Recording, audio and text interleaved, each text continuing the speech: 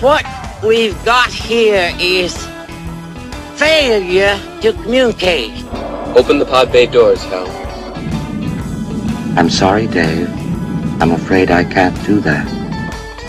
Okay, the moon landing, which is obviously fake. No, it's not obviously fake. No, that's actually not what Are I you said. The moon landing is crazy? definitely fake, by the way. The moon 100% landing's not- fake. The what? shadows are off. No, they're not. Yes, they are. I looked at photos on the internet and it Yeah, proves it. Nick, The that's... shadows are off. The shadows are off. shadows The are shadows not- are off. It's the Al Travis Show. We've got my friend in Garrett Jax today. He doesn't look happy, I'm going to be honest with you. Garrett, what a sham of a game yesterday. Your thoughts on your Minnesota Vikings? I will give a bunch of shout-outs to the offensive line, not for the false starts. What? Okay. But not only giving up one sack and continuing to hang in there. And I will also give one to the defense for being there, holding out, and not letting Lamar do his thing every time. Derrick Henry. That game was taken from us, my friend. The second, right before halftime, that roughing the passer, we just talked about it. It basically sunk it for us. There was no way we were going to recover from that, and it took the life out of us. That was something I should not have gotten penalized for that. All right, I don't disagree. I thought the thing with Thielen was an interesting call as well. I mean, okay. But let's go back to the 8 false starts. Mm-hmm. Have you read the story that the Minnesota Vikings are saying that it might have been the Ravens' fault, that the Ravens were making move calls that sounded very much like hut. Like he'd say set hut, and then the Ravens would make a call that sounded like that, which is evidently against the rules of football. But when it is as loud as it is, how does the ref have any clue who said what? Your thoughts? Are we looking for a scapegoat here? You're a professional making millions of dollars a year. Mm-hmm. I have not heard that one yet, but now that does bring up the interesting point. But like you said, that stadium gets really loud. It's hard to hear it, but there's that chance. Well, you can kind of see that a lot of them are getting frustrated because it's this simple movement and you're calling that a false start. It's like, well, I get it, but they need to fix that one up. Yeah, I think they do as well. Now, I thought the defense played very, very well yesterday in that twice with the fumbles, they started on very short fields. I mean, I think they got 13 of their points literally off of our turnovers. The interception to, it was obviously to the Ravens, but that J.J. Jefferson tripped on like the 30-yard line, right? And he was down. Yeah. I know that goes against McCarthy, but I thought the pass was where it needed to be. If J.J. doesn't fall over, it's a one-on-one. He goes and gets those balls. I think it's a game changer as well. Give me your thoughts on J.J. I mean, throughout the game, they were clearly holding him. There were a bunch of them where he's getting hit, and they're not calling pass interference. There's one where the 2-point conversion, he gets hit midair, and he's landing down. The guys are celebrating, and there's no one checking on him. I don't know. I get it's your off day. Like nobody's gonna have a great 100 receiving game, but I think he's getting a little frustrated. And now there's rumors coming out that they might let him go. They're not letting Jefferson go. Jefferson may want to leave. He only caught 4 out of 12 passes. Maybe he's going to want to leave, but I don't. There's no way we're trading him. Let me ask you this: put your coach's hat on. You're down 14 points, right? I guess with the entire quarter to go, you go and score.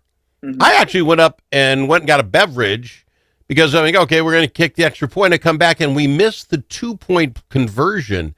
Can you tell me, would you have went for 2 points there? I don't get the 2 points. You get the 1 on the board, you're down 7. That's a real natural number in sports. If you score another touchdown, you can always go for 2 if you think you're that good and win a game.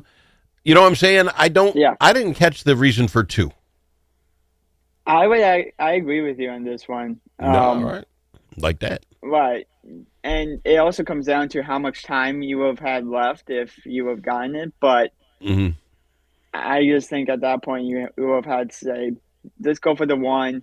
He's done great so far. We just need to – defense was doing great. That key stop on third down to basically Yeah. give us a chance was huge. And I mean, it's coaching. We need to get better, Yeah. but we need to use that one game more often. I think O'Connell Yeah. got away from that. The other thing is, okay, so he makes it, and now you're down 6. Is he thinking he can get the ball twice and get within field goal range to tie it? Seems like you're not giving your potent offense enough credit. All right, let's move on from that real quick. We now have the Bears and Green Bay Packers coming up. We're 2 games out right now. This is not, we're not sitting well. But if you were to make yourself right by beating the Packers and the Bears, no matter what else happens, now you're 1 game back, but you've beaten everybody in your division. Now there's a chance, right? Yeah, 100%. And I know the Bears, everyone's like, oh, they're 6-3. You spoke against the New York Giants team that for most of the game yesterday they were losing. And the Packers playing Philly tonight. Good luck with that one. I mean, we're in a good spot here. And we already have the number on Detroit, so that one's a lot different. So if we win those 2 games, maybe there's a chance we could maybe have a shot to get that division lead. It's a long ways down. We've got 4 wins. We have 8 ball games to play, right? We're at 6 and 4. 9 ball games to go. We have to win 6 of 8 if we got a shot to get into the playoffs. One last thing, and I don't know how this messes with you for baseball, but evidently 2 pitchers, Emmanuel Chase and Luis Ortiz, picked up for illegal gambling. And I guess you know that you don't know what you don't know. Evidently, you could bet on like the first pitch of the 3rd inning and will there be a ball or strike. He and his friends would all go and, okay, it's a ball. We'll make sure it's a ball. And he'd throw it in the dirt, do whatever, and then his friends would make, I guess part of the story is like $400,000, and then he wanted a kickback from that. I'm telling you what, we could ruin Major League Sports if we find any more about this. We did the same thing with the shaving last week in basketball. Your thoughts on people actually possibly doing that in baseball?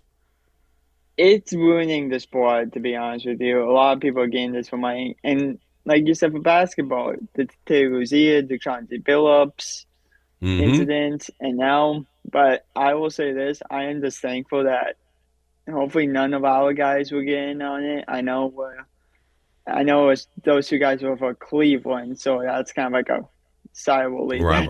It's not our guys. So and here's the problem with it, and I don't mean to cut you off, my friend, but these are the 2 we caught. It's got to be pretty tough for anybody to catch someone purposely throwing a ball, right, instead of a strike. Right. So I'm telling you, I'll bet you there's more than of this going on. And I'm really concerned that this moves down to the collegiate ranks. These guys are making millions upon millions of dollars. They're doing this to grab an extra $40,000, right? I mean, it's like, really? What are you thinking?